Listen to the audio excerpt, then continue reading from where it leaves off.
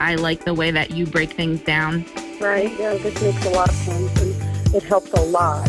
I really have to thank you for that, because I wouldn't be where I am now with him if it wasn't for you. Sick of sacrificing or settling in your romantic life?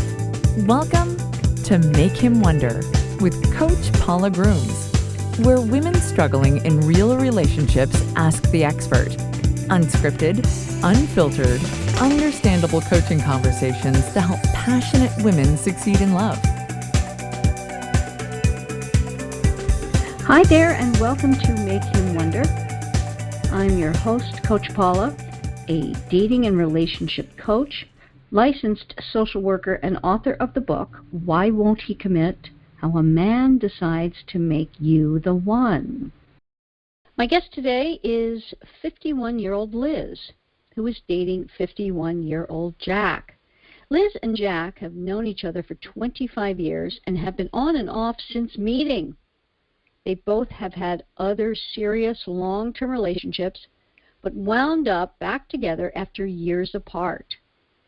After Jack had many failed attempts at getting Liz to move to Florida instead of doing long distance, he decided to call it quits. Liz has recently realized that she wants Jack back and wants to know if she can start a new chapter with him. Welcome, Liz. Thanks for having me. Absolutely. This is a very long-term relationship, and we want to get information on it. Tell me how you met to start, because you said it was 25 years ago. Yes, it was.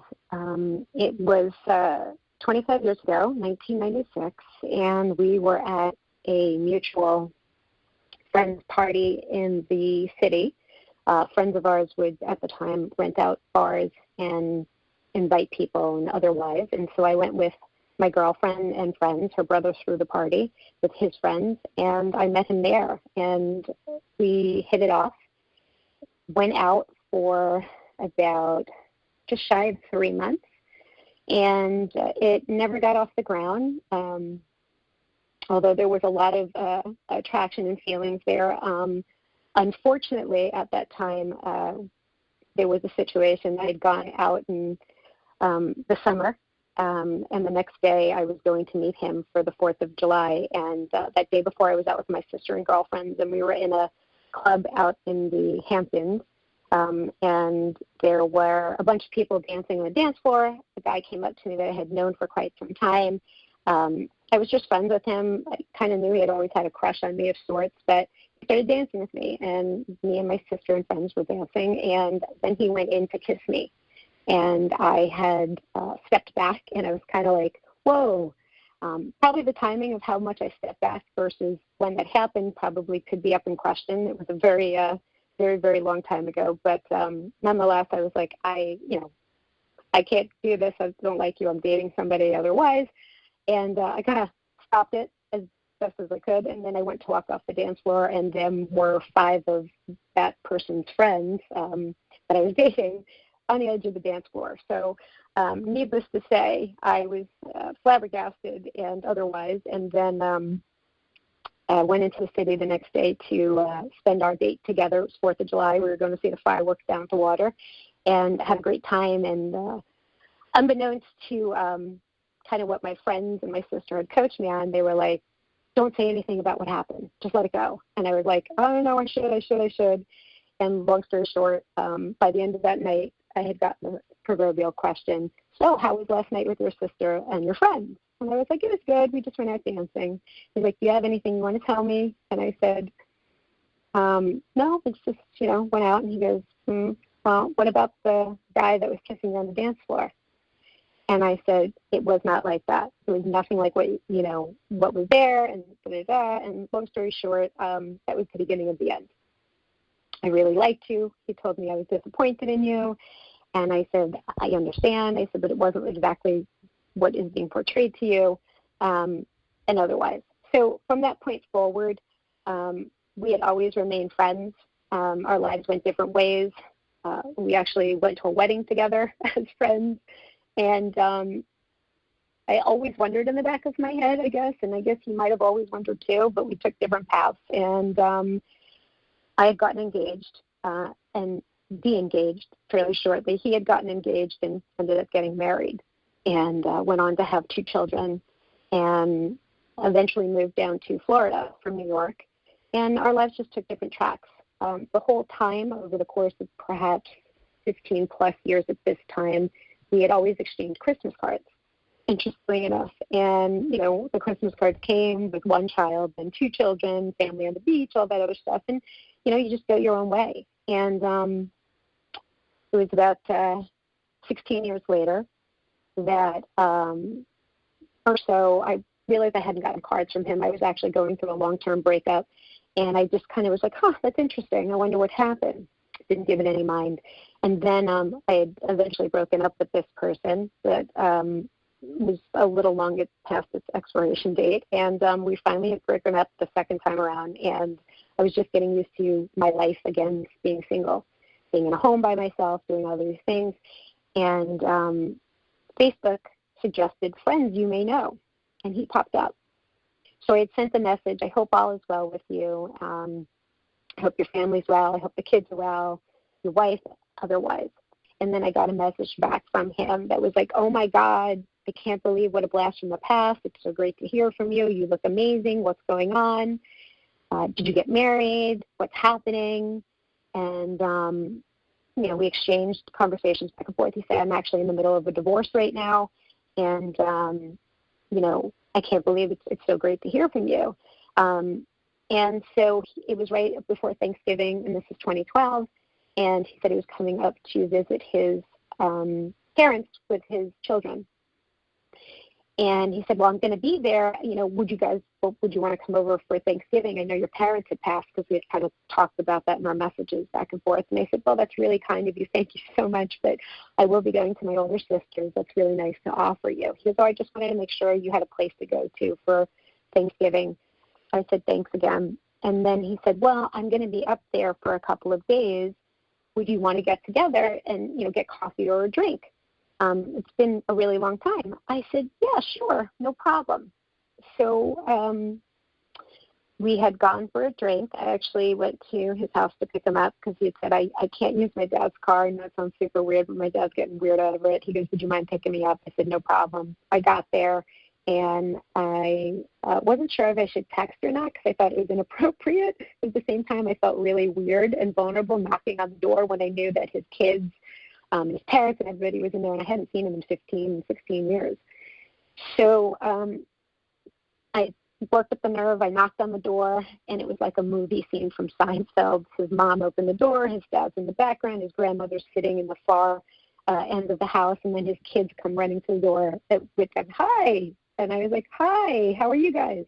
And long story short, caught up with the parents very quickly in the chat, how are you? And then he's getting ready to leave. And then his children, first his daughter grabbed his leg and said, no, Daddy, please don't go, then his son. So that was the first time seeing him after 15 years. I felt awkward. I was like, oh, my God, are you sure you want to do this? He's like, nope, I need to get out. I haven't been out as an adult in a long time. Don't worry. So we went out, and the rest of the night we caught up for 15 years, and it was really, really interesting. It felt like I'd never missed a beat with him. And he kept saying, I can't believe you didn't get married. I can't believe somebody didn't snatch you up, blah, blah, blah, blah. And then asked me if, as the night pursued, if I was seeing anybody at that time. And I said, no, actually I'm not. I said, what about you? He said, oh, I'm dating here and there, but nothing serious. And then we talked a bit more, and now we're going on probably about 2 hours or so. And then he's like, can I kiss, he basically asked to kiss me, but didn't wait for my answer, and then kissed me. And it was like pure vibes and attraction and magic, and it was just really something I hadn't experienced in quite some time. And the rest of that night was pretty interesting, and I took him home, and he said, I'd really like to see you the rest of this time that I'm here. Tomorrow's Thanksgiving. I'd love you guys to come over, for dessert. Would you mind doing that? Would you be okay with that, coming to see my family? I said, well, yeah, sure, give me a call, whatever. And he followed up, and the next day he came over. He called. I came over, sat with the family, met with them, and it was kind of surreal. I felt like a teenager of sorts. And then he asked me to go out to dinner the next night before he was leaving. And he's like, I can't believe I haven't seen you in this long. He's like, this is crazy. He's like, how I feel and all this other stuff. He's like, I thought about you. And, there was all those pleasantries that were exchanged. And he was going back to Florida the next day. And so we were kind of like, so now what? And I'm like, not really sure. I'm like, it's kind of a first for me. So we pursued it. It was pretty magical. I kind of thought, you know what, if this is the sign the universe has given me after so long, sure. And it was really good. And we planned trips, and it was really like an interesting kind of romance where everything was unfolding. It was slow, it was paced, we talked a lot. And then trips came, and things were going well, but that was now May of that following year, so about 6 or so months after, 7 months after, he was wanting me to move there. And I wasn't quite ready. I am single, independent. I'm kind of that person in my family that everyone comes to for nurturing as well as taking care of other things. And at the same time, I had this career going, and I had done things for myself and been very independent. And I was kind of concerned about moving so quickly, just in case it didn't work out. But come to realize now, fast forward, that was a lot of my own issues I hadn't dealt with from prior. My parents had passed suddenly 2 years within each other in 05 and 07. And, just some other things that had happened in other relationships that kind of made me shield myself and not be as vulnerable and open to certain things and fearing. So long story short, that went on for 2.5 years that we went up and down. And then I would get that he is, all these couples around him are doing things, and he sees this on Facebook, and he wants to be just like those people and start a life together, and when can we start this? And, it was one of those things where I started to feel pressure, and then at the same time, he was saying, like, I'm not happy, I'm starting to be depressed, and I felt like everything was in my control to make somebody happy or not happy, and that started to feel very overwhelming. And at the same time, I ended up getting Lyme disease. And it was undiagnosed for about 10 months or so, but we had been on a trip abroad together. I had won for work and had taken him, and then we visited friends in Italy after that. And I had gotten sick when I got back, and I just didn't get better. I had gotten a sore throat and otherwise, and I was run down, and I thought it was just from traveling, and it turned out 10 months later we figured out it was Lyme disease, and my life was kind of flipped upside down, at which point our tension started to get a little bit more back and forth. And over this time, we had broken up and gotten back together, and I'm talking within maybe 1 to 2 weeks or otherwise. But I kept saying, like, I need to kind of reassess what's going on with, like, work and otherwise. I need health care and all this other stuff, and I can't just come down to you and, live freely until I figure it out. He had his own financial commitments from his divorce and otherwise, and he would bring them up.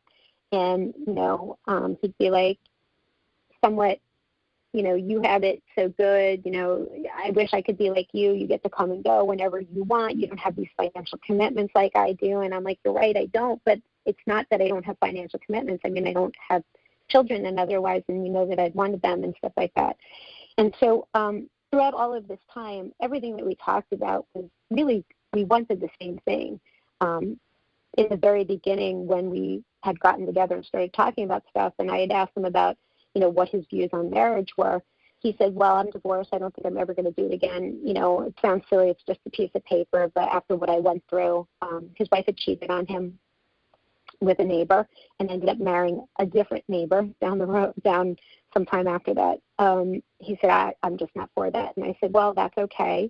I respect that. But at the same time, I haven't been married yet, and I don't want to take that off the table for myself. That's what I've always wanted, and I still want to pursue that and potentially a child. And at that point, I was 42, and I said that I'd understand if that's not okay with you, but that's what I want. I don't want to take myself out of the running for what I've wanted in my life just because I haven't had the ability to experience it yet at this point in my life. And so he said, I understand that, and we thought about certain things, and that was in the very beginning. And then he came back to me. He's like, no, he's like, I really, I know I love you. I've always had feelings for you. And, I would definitely, would want all those things with you. I'd want to have a baby with you and a child. I want us to live together. I want you to move down here and all of that. So that decision was really the pivot point for me to pursue it further, the relationship, because I didn't want to walk into something that I knew was going to be a failure from the get-go and then have my heart broken, so to speak. And then we get to the point of where it's now 2014, and it was that year of time that I experienced really, really put me in a tailspin. I just got up to go to work, get myself through the day, and then get home, and none of the treatments were working. Nothing was happening. And at that time, our strains of our relationship in the distance were starting to take a hold. And I started to almost like withdraw and shut down because I felt like I had not enough energy for myself to move forward. And I was running my house myself. I mean, it got a little crazy with my own energy and otherwise trying to just make sure the dishes were done and all that other stuff. And I know he couldn't be here. I didn't expect him to just get on a plane and be there, but I was trying to explain to him I was doing the best that I could. And then it got to right about before Thanksgiving in 2014, and he was out with a friend of his. They went to visit his long-term girlfriend that was in the hospital with recovering from breast cancer treatments. And he said, we're going to go out for beers, just he and I, and we're going to, enjoy the evening after seeing the guy's girlfriend. And I was friendly with the couple as well. I said, that's great. I said, I think it's so important. You should just spend some time with him. He's definitely going to need it. And so I was sitting in my bed watching a movie, and he proceeded to text me throughout the rest of the night. And he was just like, how come you're not, answering my text right away? I said, I fell asleep. I'm sorry. Then it was going on to, I can't believe that, he called me. He said, I don't understand why you've never put in our profile together on Facebook. He's like, why wouldn't you do that? How come you don't fight for us? And I was like, what are you talking about? I'm like, have you been drinking? I said, I'm not having this conversation with you. Go have fun. That's the whole point. You're supposed to be with your friend.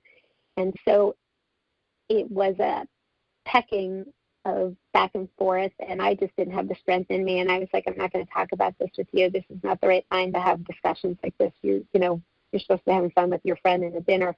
And he kept going and he kept going. And all of a sudden I just lost it and I blew up. And I said, I can't do this anymore.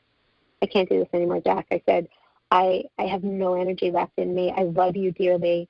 There's nothing more that I want than to be with you. But if I can't make you happy by being who I am right now and not knowing what my health is and not moving down there just yet, and if you're telling me I'm not making you happy also at the same time, I said, I don't know what to tell you anymore. And I said, we should talk in the morning. And then he proceeded to kind of go at that. And at that point, I just kind of shut down. I had nothing left in me.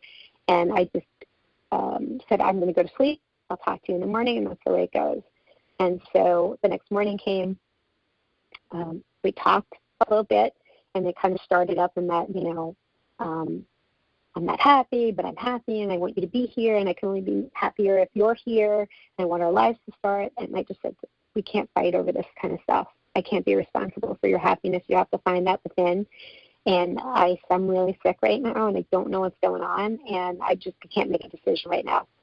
I said, so I don't know what to tell you. And he went back and forth, and then I just said to him, maybe we should just take some time. And he's like, well, what does that mean? And I said, I don't know. And then he's like, well, I think he said something, does that mean that we're done or whatever? I said, I don't know. I said, I can't tell you that right now. And he kept pushing and pushing. And then I said, I don't know. Then maybe you should just move on. And that pretty much really drew a hard line in the sand. And he continued to try to get in touch with me, send emails, contact my family and friends. And I felt so spent. I didn't feel like I had anything in me to fight because I don't like to fight. And I just cut off all contact with him. And I know it's not the right way to have handled it looking back at that time. That's the best I could figure to do. And then it was about 10 weeks or so later, I realized how much I had missed him and really did love him and wanted a future with him. And I was like, okay, this isn't the right way to go about it. You can't ignore somebody, and that's just not right. And I reached out, and I said to him, hey, how are you? I'm like, can we talk? And so we started to talk. And I said, and basically, he said he had started dating somebody. And I said, I'm sorry, what? And he's like, you broke up with me. You told me to move on. And I said, I know that, but I really wasn't thinking in the right frame of mind, and I understand what I said. I have to live by it. I said, but we've known each other for, I didn't think at that time it was well now, over like 18, 19 years. I said to him, we were just dating almost, I don't know, 2 years going into our third, and you already found somebody 10 weeks later. And I said, you told me I wasn't fighting for the relationship. This is where I'm at. And I know how I feel, and I know what we have is very unique and special, and I know I'm going through some stuff with my health, and I want to do the right thing. And trust me, I realize that a lot of it's built on fear, and I want to take that leap. You're who I want to be with. And so we talked back and forth. I went into fight mode for the relationship, and I really tried to prove through my words and actions what he meant to me. And then it was about a week or two later from that conversation, he said, okay, I want to explore us again. I just need to take care of some things, and I need to break it off with this other person. And I'll call you, when I settle all that. So it wasn't much time thereafter. And we started to connect again and otherwise.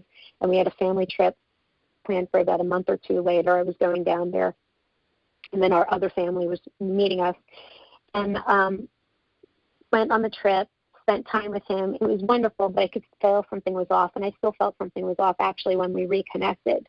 I just felt like this isn't the same. I'm like, I feel like he's giving me half of himself, so to speak. Metaphorically is the best way I could say that. And when we were down on vacation together in St. Augustine and our families were together, we had a great time, but I just felt not as connected with him. And not from my part, I just felt I wasn't getting it from his part. And by the time of the end of that trip where he lived, and we were out to dinner the night before, and I had apologized again for my actions, like how I had cut everything off. And I said, I want you to know how much you mean to me. I just want to make sure, is everything okay? I feel like, we have a little bit of disconnect here, and I just feel like if you want to say something to me, please, let's get it out. The most important thing is communication. And he looked at me and he paused and he said, I think our time has passed. And I think, I don't know what to say to you right now, but I think our time has passed. I think it's too late for us. And my jaw dropped, and I was in the middle of eating my dinner, and I was like, I'm sorry, what did you say? And he said that, and I said, okay, could we address the white elephant in the room? Do you still have feelings for the other girl that you had started dating right after me? And he goes, that has nothing to do with it. No, blah, blah, blah. So long story short, the rest of that weekend was not wonderful, having your family come and having to act like you're a couple. A lot of crying went down. And, I left that day in 2015 with my family a couple of days later, crying in the driveway, hugging it out, saying, we'll always love each other. And I'm sorry, maybe there's something down the road for us, but, this is how I feel. I just need some time to think about it. So when I left that day, I thought, okay, he just needs some time to think about it, but he'll realize. And long story short, it did not transpire that way. It was some time after that I got an email from him. I tried sending him emails every single day. It was kind of weird how the roles reversed.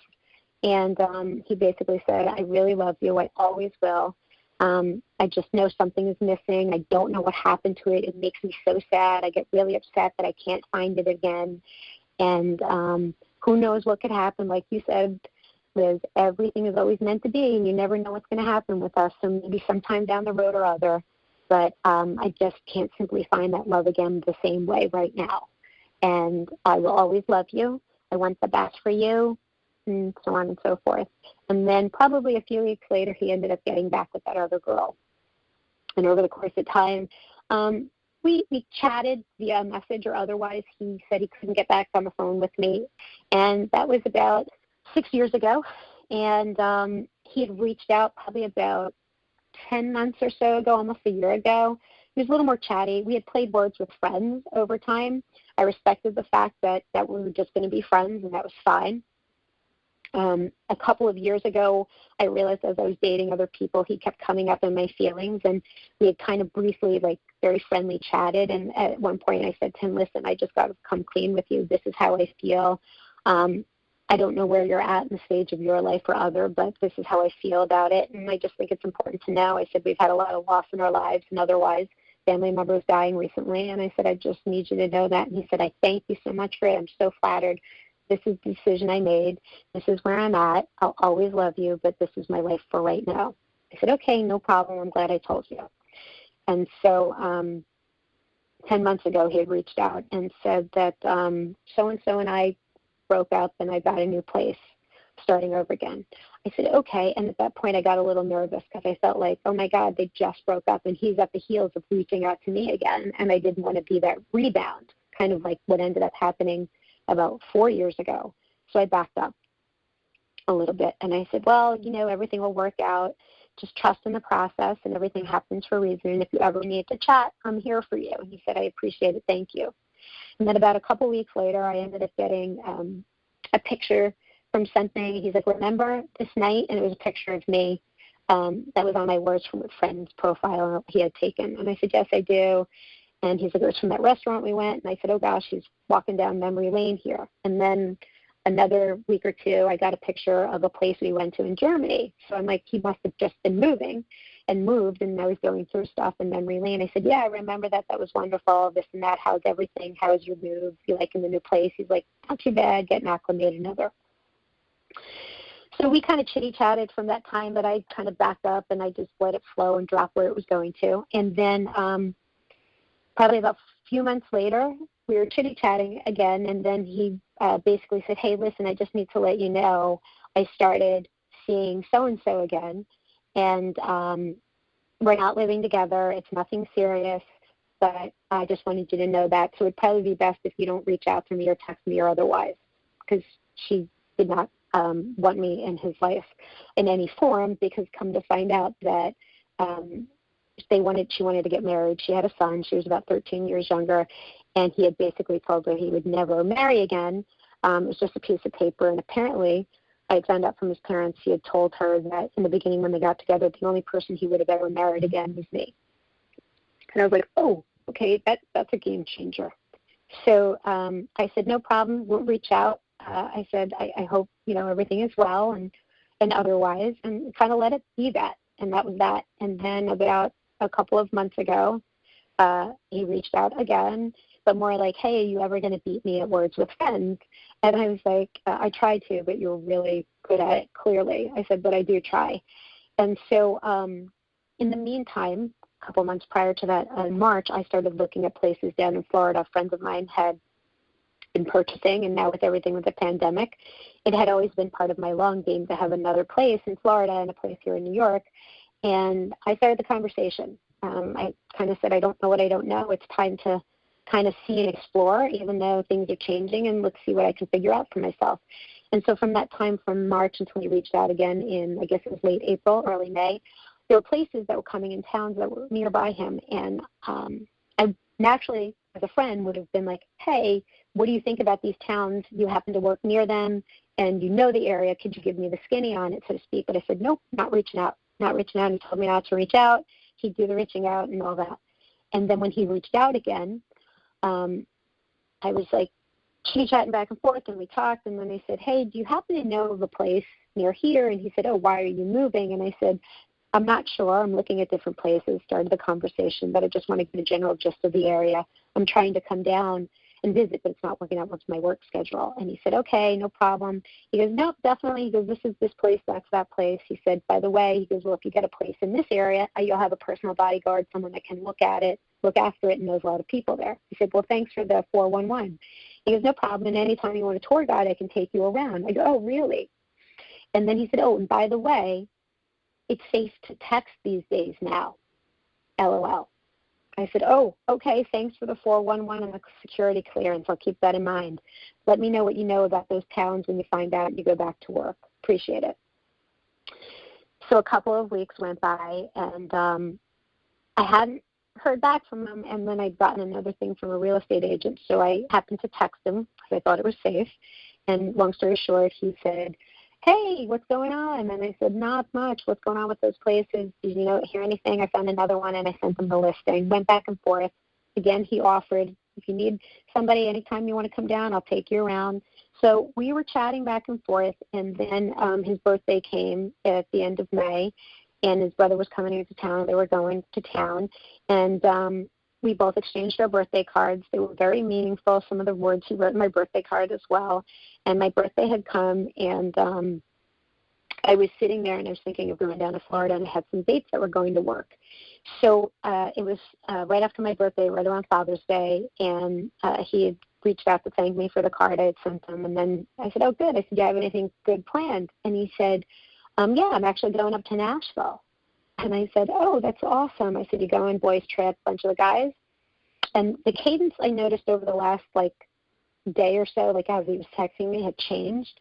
And that cadence of the reply was a little different. And then he wrote back, yeah, Nashville's pretty cool. I can't wait. I know I'm actually going with a lady friend, LOL.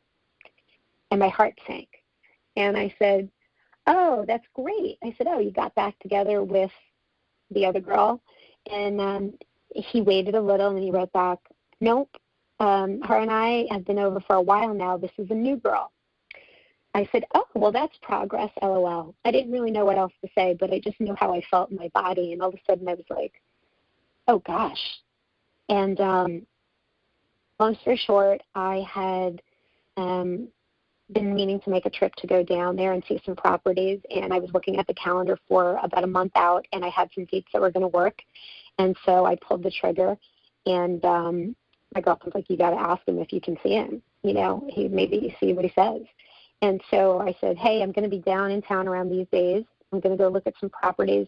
While I'm there, it would be great to catch up and see you if you're cool with that. And he wrote back, yeah, I'm definitely cool with that. He was just let me know, the days and times that you're coming, and we'll figure something out. I said, sure, no problem. So I let him know the days and times I was coming when I had everything planned out in my itinerary. And he had reached out about a week later. He's like, hey, did you secure your place yet? Do you know where you're staying yet? Good, any luck? I said, yep, I have it. I'm all set. He said, great. That's awesome. Great news. He said, so I was wondering, how about I pick you up from the airport, and I'll save you an Uber drive, and then we'll get you checked into a hotel, and we can go for dinner afterwards. So I read the message, and I said, oh, my gosh. I'm like, this is even more than I anticipated, as much as I manifested in my own head what I would have ideally wanted. So I said, sure, sounds great. Thanks, I appreciate it. So the week went by, my trip came. I didn't hear from him up until the day of my trip, and he said, is everything, cool, still on time, at the airport and otherwise? I said, yep. He said, okay, I'll see you soon. I said, no problem. And then I was landing, and he had said, hey, I'm here at the airport. Which flight again? Which airline is it? He goes, I'm already in the airport. I'll see you in a few. And all of a sudden I got super nervous as the plane was landing, because it brought up all those, how I would see him when we would see each other in the airport, which were all good times, no less. So I got off the plane, walked down the departure, aisle, you call it or whatever, into the waiting area. There it is. We saw each other through the glass. We were kind of recreating it of the last time I'd seen him. And we smiled at each other, and it was weird. And I said to myself, I'll always know if what I feel inside is matched, or if it's just my ego or my, not getting chosen that first time. I just always wondered. And as soon as I saw him, I could feel it inside. I'm like, nope, these are real feelings. It's not because I didn't get chosen. And it was really nice. Everything flowed. I could tell he was looking at me with such bright eyes and taking it all in, and asked a lot of questions. And of course we were chitty-chatting, and he took me, to his car, went and opened the door like a gentleman, like he always did.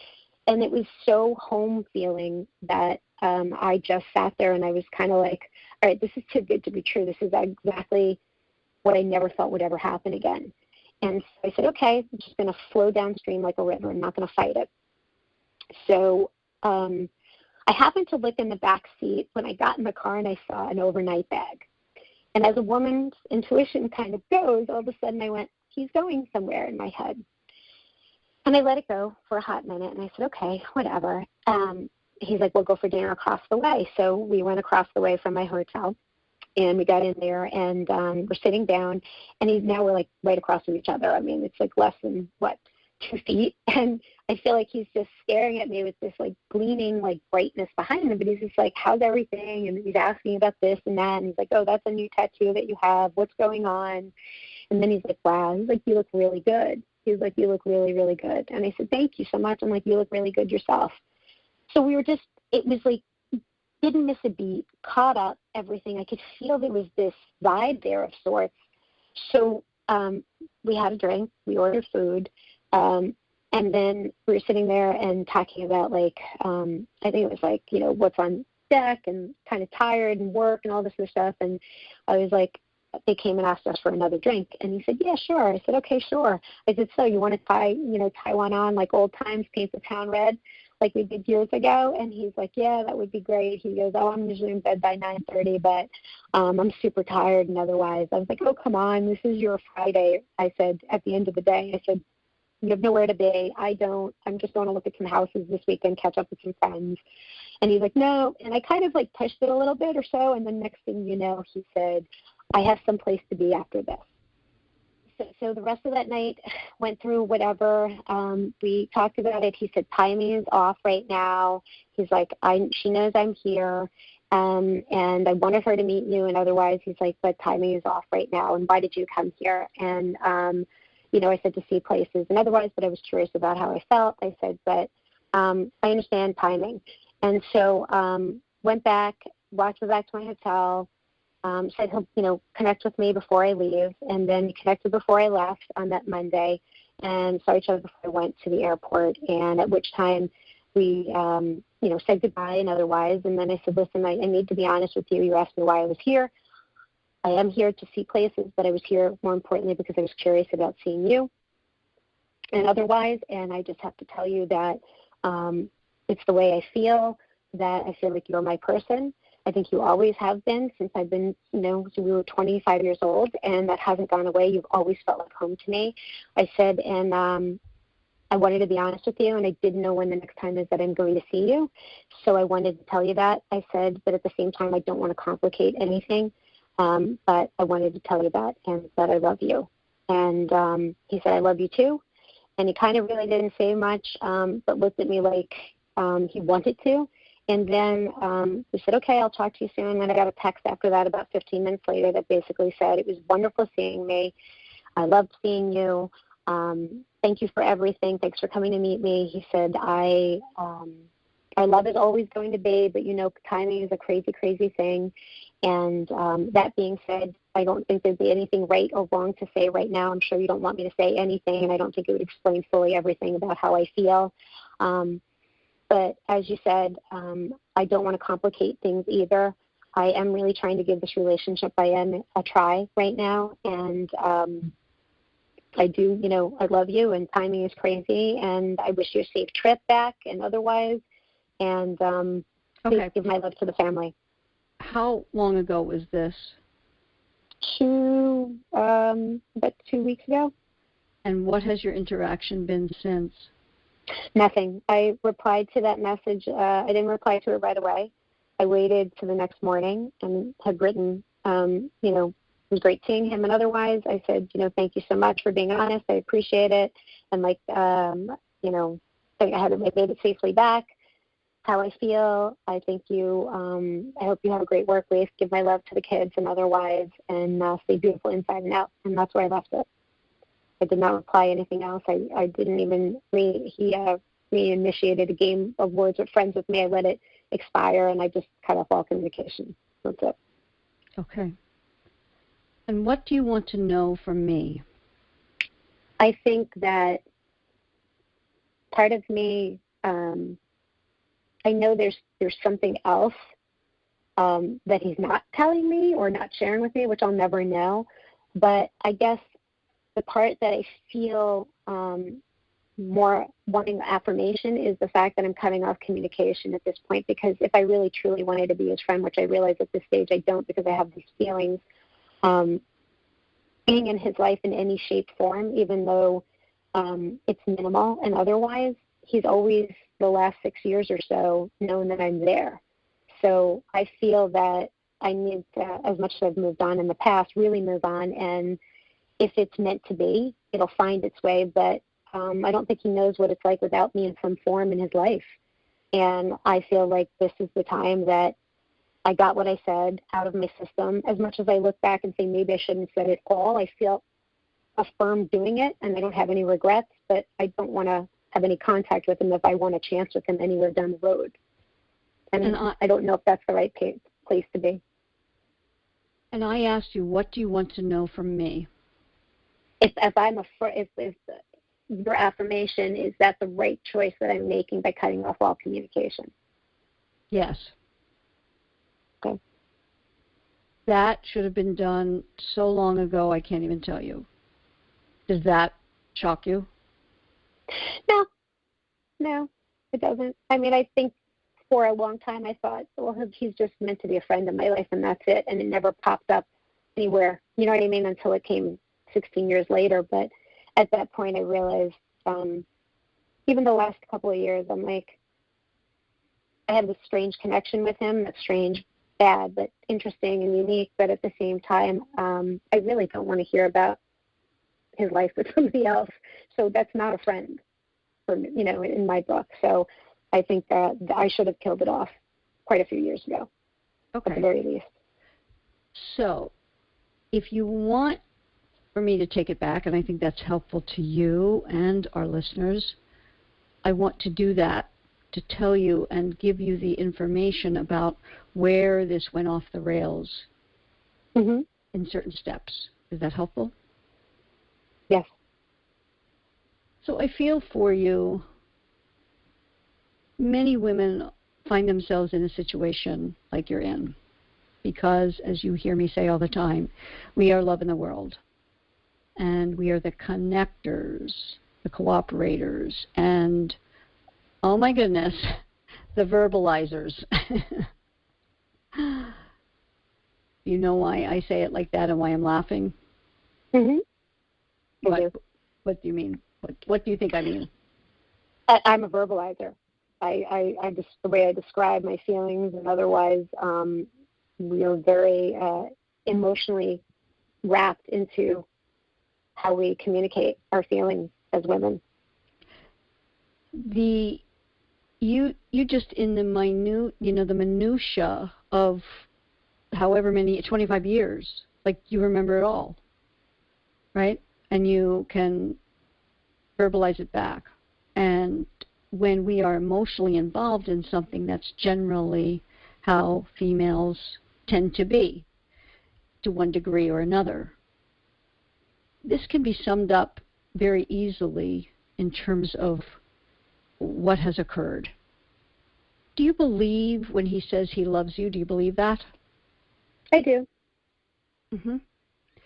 And because your love was not directed in an appropriate way, it led him to having almost familial feelings of love for you. Do you know what I mean by that? I'm not quite sure. I think I do, but there are three types of love.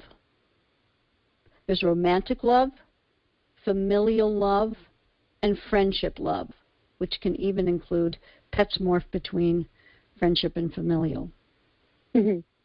Romantic love needs to be directed by women in a very specific way, or it will really go off the rails.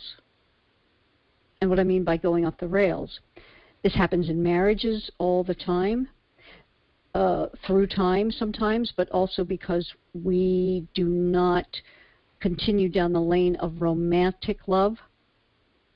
Familial love is what you feel for, your family. It's a deep, profound love, and that that person will always be there and that type of thing, correct? Yes. So without keeping him in the lane of romantic love, which is incumbent upon us to do, it goes off the rails. And you know how we do it sometimes more than any other is through talking about the relationship. Nothing gets a man more out of desire and more into familial feelings of love than talking about the relationship. There's so many things here that, the playing words with friends, never going to help you create romantic love. A man doesn't want the woman in his life for those types of things. Now, don't write into me, anybody. You may do that with your husband when he's on the road, or I don't know, you do it back and forth. But the context you were talking to me about it, you allowed him to consume you, to consume your time, attention, and affection in ways that did not in any way inspire his desire, in a way that is needed for him to go the distance and to need to achieve your time, attention, and affection. He has always known, up until these past 2 weeks, that he could reach out to you, you will answer, you will be there, you will correspond with him, you will talk with him about his stuff, you're there as a wonderful ear and wonderful, loving woman that you are. Doesn't do it for the man. You mentioned one time emails every day. You chatted all the time, played words with friends. Unfortunately, our just being the wonderful women that we are, which, you just sound lovely and caring and such a good person and kind and all of those fabulous things. If those things equaled having the romantic relationships we desire and deserve, many of us would just have them so easily. It doesn't. We have to direct them. And we have to do it in a way that is not, I hear a lot of back and forth with him, asking him questions. That alone takes the man's desire down. He was simply trying to be loving and a friend back and forth. Now, because he's male, it wasn't appropriate to be like, for example, okay, you're coming down here to Florida, let me pick you up, let me take you to dinner, all that, that was assuaging his guilt to some degree, quite frankly.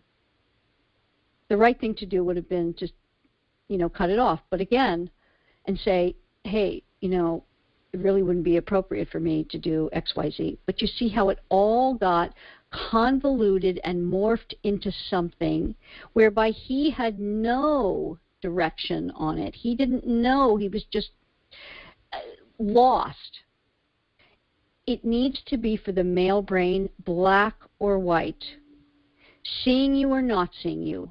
Girlfriend or not. Friend and only friend and nothing else. Black and white. That's the male brain.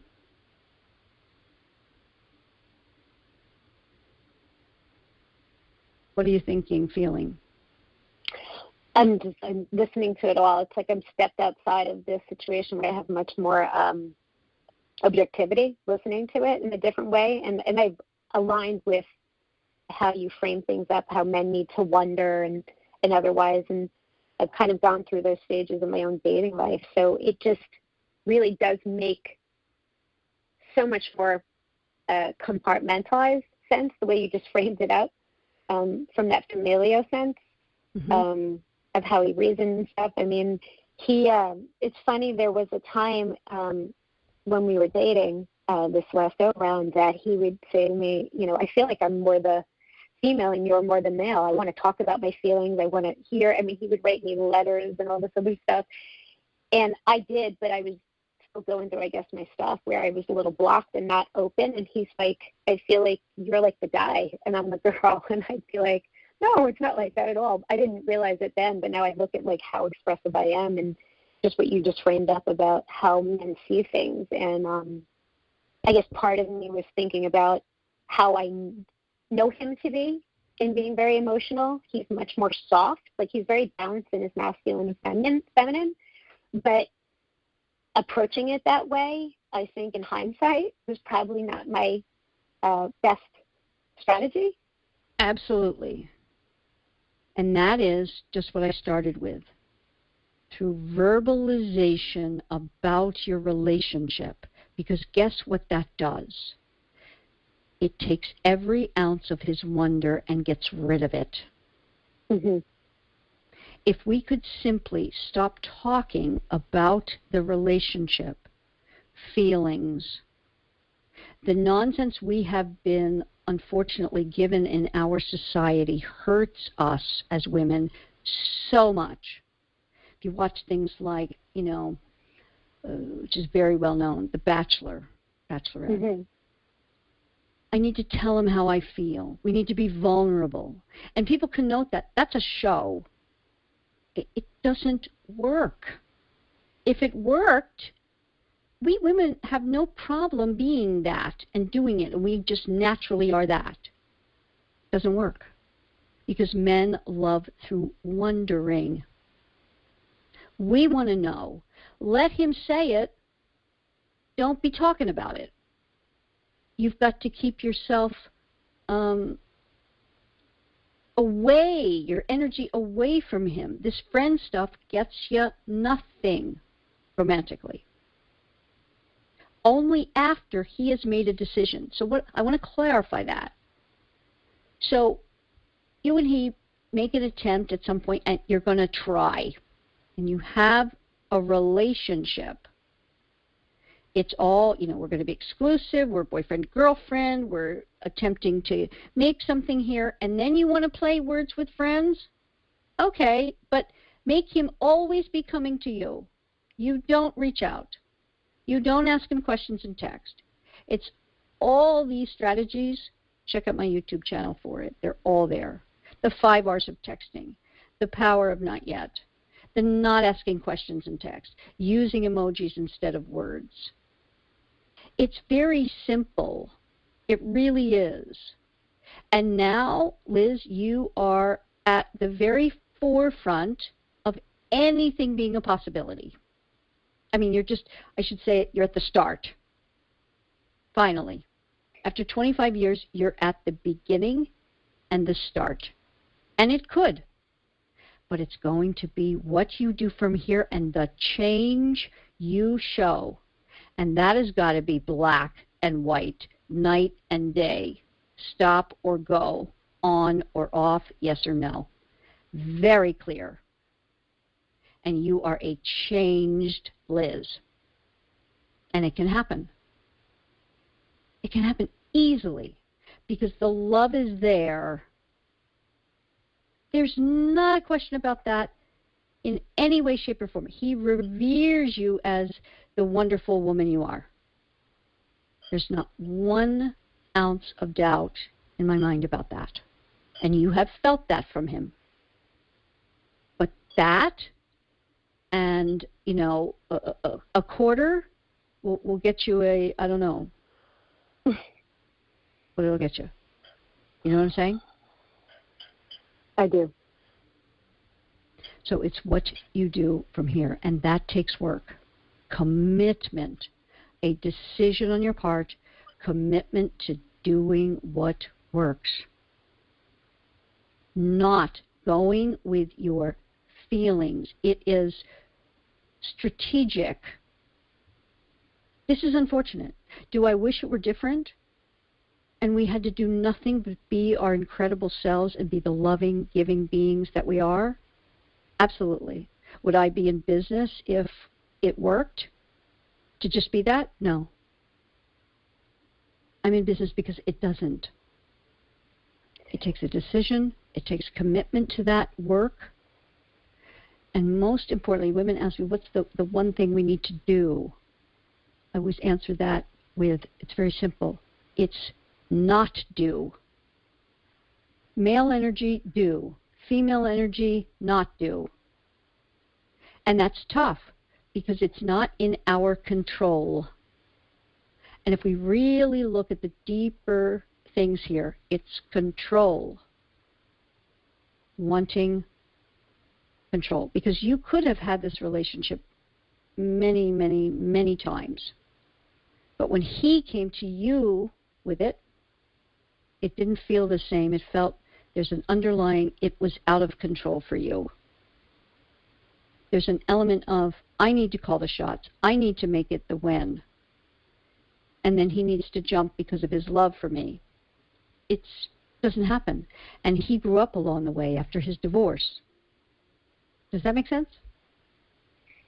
Yes, it does. It does. It's interesting because a good part of my dating career, my energy sometimes I've been told is too male. And, Yes.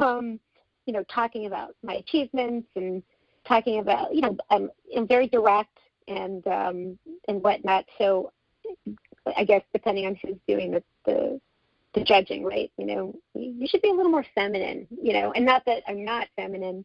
It's just, no one wants to hear about your job all the time or this, that. And I realized that because I was very consumed by my job for some time. But it was a very protective mode for me to be in that masculine energy, I realized after doing a little work on my own.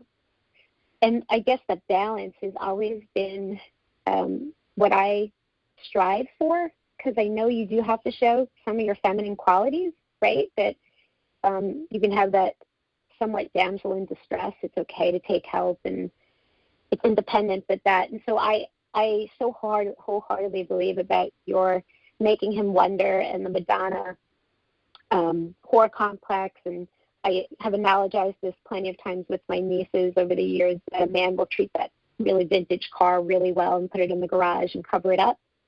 And it's very sacred to him versus the hunk of junk that goes to the station back and forth. Don't be the hunk of junk, right? But I find it super challenging because I guess it's just, you're sifting through people and dating, not necessarily this Jack only, but even in the dating world today, where it moves into online and other, I try not to ask any questions. I follow your rules and otherwise, and a lot of them just keep dying off.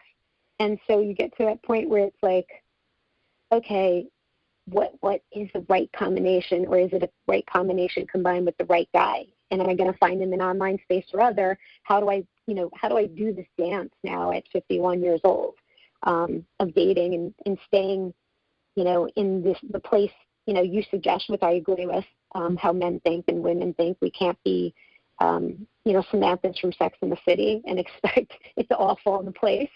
That's like my ever wondering question, how to keep it balanced enough. And you say it so eloquently. I find challenges sometimes seeing it come to life as much as I practice it. Yes, it is the challenge. It's the difference between you have an intellectual understanding of it. Now it's putting it into practice.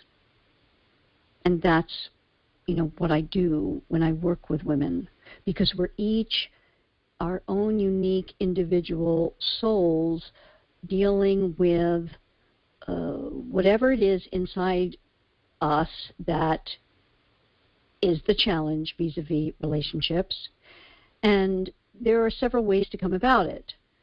Many people, okay, well, it's something with me. I want to go to counseling and figure me out, and then I can be my most authentic self and be me, and et cetera, et cetera. I do the work in a different fashion.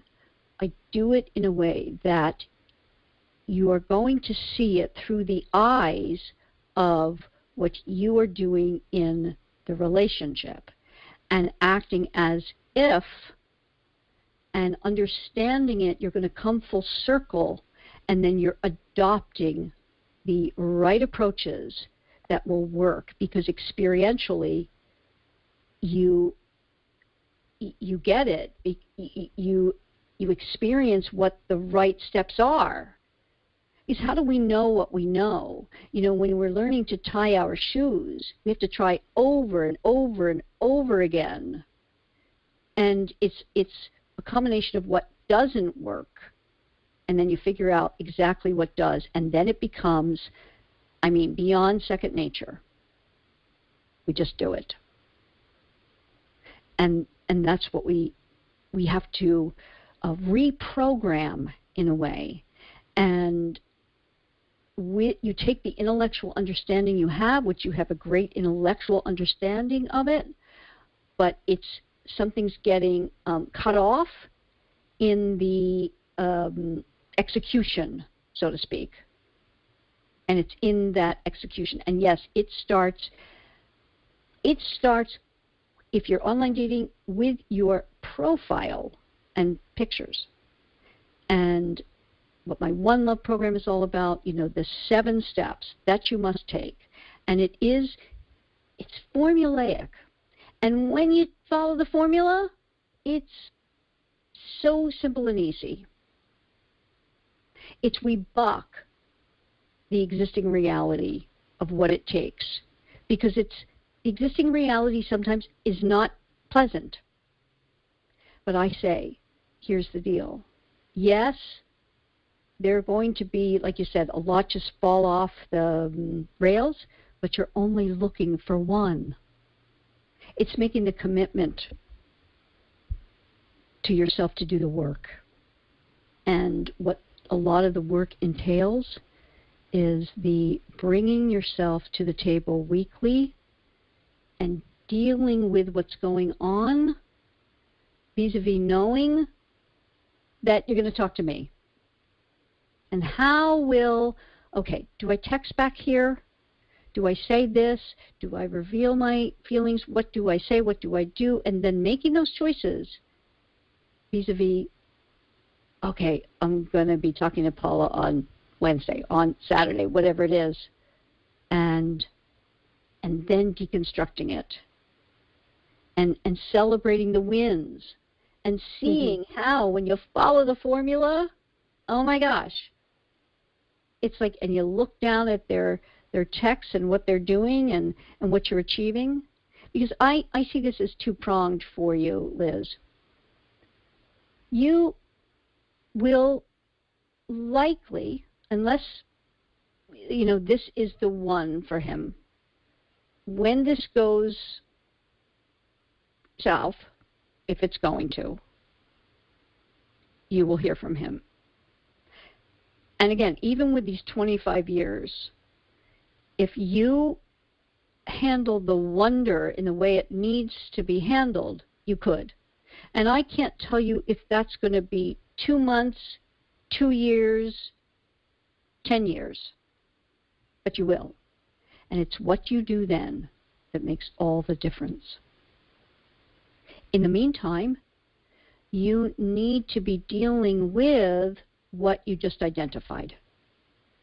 It's so easy for us as intelligent, educated, sophisticated women to be dealing for male energy. The world is male energied. Why do we call it Mother Nature? Because nature is female energied. When every single rehab in the world is put in a wonderful nature environment, it's healing. Feminine energy is soothing, healing, inviting. But, we have been sold a bill of goods in our society that we can be our male energied self. For example, you just mentioned a reference like Sex and the City. There were many, parts of, we think of the 4 characters that Candace, I forget her last name, wrote. Bushnell? Yeah, thank you. Yeah. Actually, she wrote them, they're just facets of one woman. Agreed. And I heard that. That's interesting, right? Yeah. Yeah, and it's so clear that it is, because they were so, except for the Carrie character, they were pretty one note. Charlotte the good girl, Miranda the intelligent, bookish, and Samantha the vixen, right? And she came at men with her male sexual energy, although it was lovely. The way she played it was really wonderful because she had this kind of not Marilyn Monroe kind of thing, but just she put a flavor to it that was really great. And, you know, it's incredibly inviting to men. Oh my gosh, they're going to eat it up. But they're also not going to commit to it, usually. And I'm talking in gross generalizations. But it's not the energy they need. In other words, if I were to say to you, you know, most women, let's look at it this way. Most women don't say, I'm really looking for a very connected, soft, gentle, kind, loving, very easy man that doesn't show any being assertive or aggressive or whatever. What is that? Women don't generally say that. Why is that? We want energy that's different. We want male energy.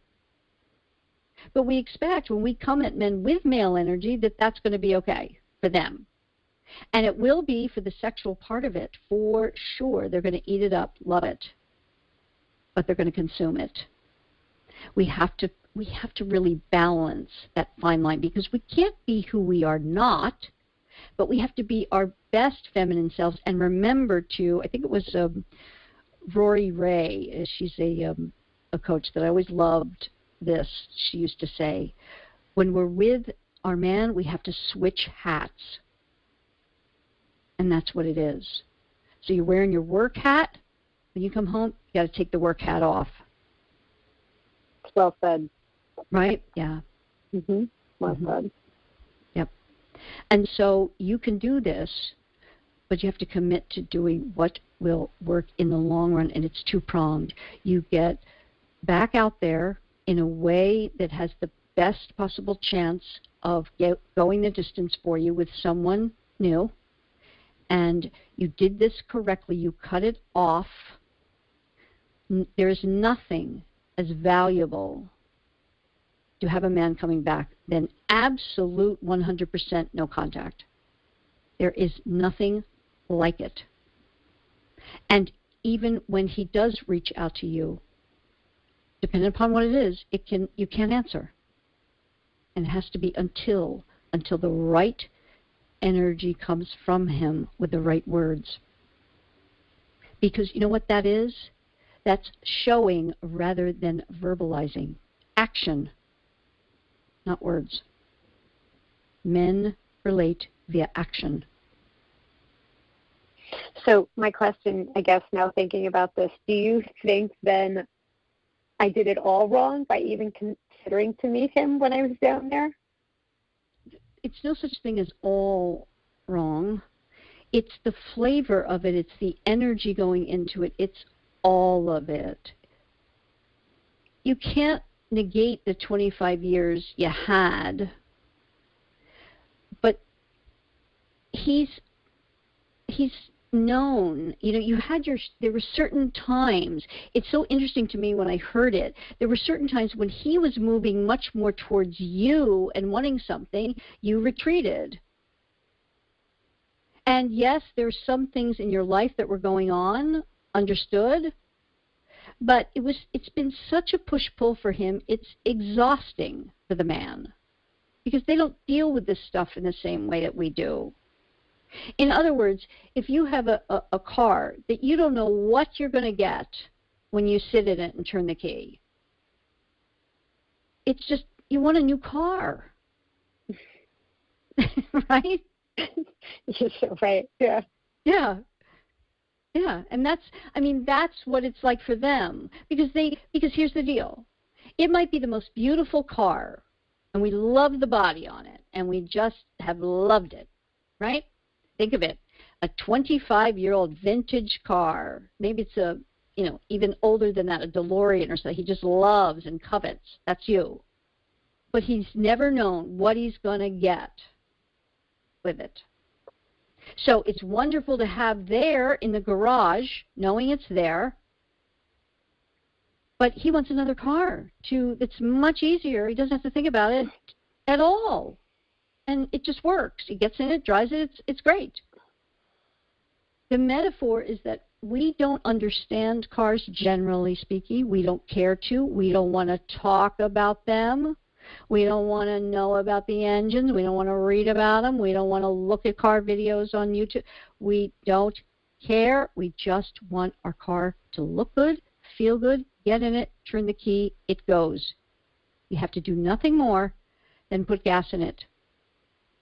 And maybe when we get that email, oh, yeah, I have to take it to the, it's a 20,000-mile tune-up or whatever. That's it. That's what the man wants in his relationship.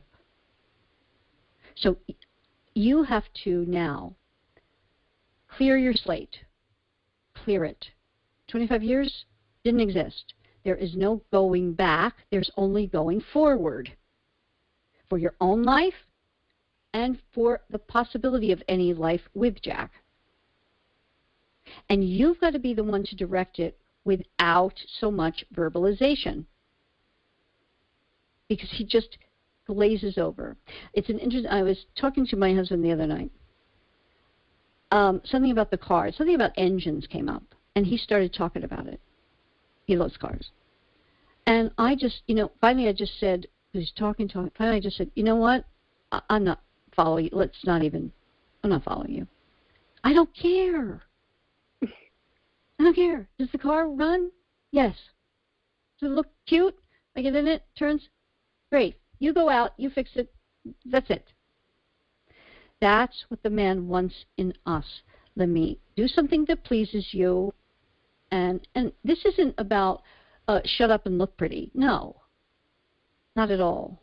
It's standing in your value, knowing what you offer, enjoying his interest, his achieving you, all of it. He's not your best friend. No matter, when I hear women, he's my best friend. Well, here's the deal with that. You are his best friend, okay? Because he doesn't have typically a best female friend that he gets on the phone. He doesn't call up his friend Bill and talk to for hours on the phone about his feelings. He comes to you. But you're not his, and you cannot be. Romantic love. Stay in our lane. Romantic love. So there's definitely things you can do, and I can certainly talk to you about them off the air. But I hope this part of it was helpful for you today to kind of encapsulate it and get what's occurred. Absolutely. It was definitely a great opportunity to step outside the situation and really kind of look at it from a completely different lens. Fantastic. Fantastic. Thank you. Absolutely. So I trust you could hear from my conversation with Liz how important it is for us not to do two things. First and foremost is to not get in that friend zone with any man with whom you have residual feelings. And I know feelings change. However, you have to really dig deep down and say, is there really something here? Be so honest with yourself in terms of being a friend. Scale it. And I think one of the easy ways to scale it is simply this. Will I ever want to or entertain the thoughts of having sex with this man again? If there is any hint of that possibility, then you need to go no contact, cut it off, and only if he comes back around. And here's how you do this. If he wants to stay friends, and many times people say, let's stay friends, it doesn't mean that you're actually going to stay friends. It is a nicety that many of us say to make it easier, and that there's no animosity or any adversarial relationship. Meaning if we see each other on the street, we'll say hello and be cordial, that kind of thing. Okay, but you need to make it known to the man by saying something value-based. I appreciate that. However, I don't think it would serve any purpose for us to be just friends. I don't really feel very connected to that, and I trust you understand, and I do wish you all the best. That's really all that needs to be said. And then you said about going no contact. And when you have that need to, when you're in that energy of, I need to talk with him, I miss him, what have you, you really have to keep yourself from acting on it. Because until he comes back around, and then when he does, in this case, I believe that will happen for Liz, because there's a deep connection there that spans over many years. However, in order for it not to be just familial or friendship for Jack, Liz would need to make sure she states right up front when Jack contacts her again. And it is simply this. Really just 2 words or 3. What's changed? And there you can ask a question. Absolutely ask it. Because it shocks him into reality that you're not going to accept something that isn't romantic in nature for the why he's reaching out. And you will get the answer. If nothing has for him and he's not in those feelings, he will say to you, oh, nothing has changed. I just wanted to see how you're doing. Okay, you got your answer. And then you answer staying in that value-based way. I appreciate that. However, I stick by my word and what I had said previously, that being just friends would serve no purpose. I'm not in alignment with that. I trust you understand. Take care. This is hard. It's hard stuff. Because we're always clinging to that little bit of hope. If I interact and he sees I'm open to this and that, it can morph into something else. Generally not. Sure, there are cases. But in a case like this, where there has been a very long-term sliding into friendship and a back and forth, it won't work again. And then you need to show up differently should he say yes. Then you need to show up differently should there be any indication on his part that he is thinking that way. And that's where the work begins. Because to reset habitual patterns in a relationship is very tough. There's no question about it. And this is where the work comes in. And if you are in a situation like that, I hope you will get a professional to help you. Because it's going to be your mindset and what you do. And again, what you don't do. There is a lot to this. I hope this was helpful today. I hope you can see the other main point in this, that it's very important to just see things in a very black and white fashion. Don't get bogged down in the details. He said this, he did that, we did this, we did that. It doesn't matter. It doesn't matter. If you have established a friendship, that's where he is with it. He is the man. We'll take it to a different level if that's what he wants. And that's why we go back to the first point. If you have any thought of ever being sexual or romantic with this man again, cut it off. Because only then will he see you as a challenge and know the black or white thing he needs to know. Because only when he steps forward with his decision will there be any hope. And the hope lies in when you do this and when you make him wonder in such a profound way, he can miss you. Through that, he can get to his deeper feelings and choose to be romantic with you again. There's a lot to this. There's quite a bit of work to be done, and when you get help with it in a truly objective way, not with your friends or family, because they have an investment in your feeling good in the moment and not challenging you in a way whereby you will need to be challenged with the ultimate truth of what's going to work and what isn't. So connect with me at CoachPaulagrooms.com. Check out my programs. We could be talking. And if you find yourself in a situation like this, it's going to be vital that you really do get guidance. You can go to realcoachingconversations.com and be talking to me here like Liz did. And I really honor the women that come on the podcast, have these conversations with me, because it takes a lot. But it is that first step. And that first step is for the long-term romantic desire you want, and take that journey. And I can help you on that path. And it would be my honor to speak with you here or privately.